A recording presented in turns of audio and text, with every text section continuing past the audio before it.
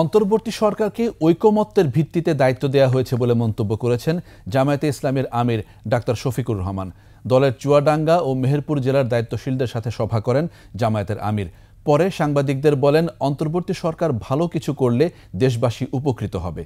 ভারত সহ প্রতিবেশী দেশের সাথে সুসম্পর্কের কথাও বলেন জামায়াত আমির।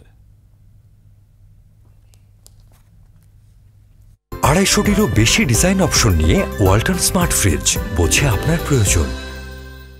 মানুষকে ভুলের ঊর্ধ্বে নয়। এখন যারা দায়িত্বে আছেন তারা এ দেশেরই মানুষ, আর আমরা দেশবাসী মিলে অক্ষমতার ভিত্তিতে তাদের উপরেই দায়িত্ব নিয়েছি। সুতরাং তারা যদি ভালো কিছু করেন তাহলে দেশবাসী উপকৃত হবে, আমি উপকৃত হব, আপনি উপকৃত হবেন। কিন্তু তারা যদি কোনো ভুল করেন আমরা তাদেরকে ধরে দেব, সংশোধন করে দেব।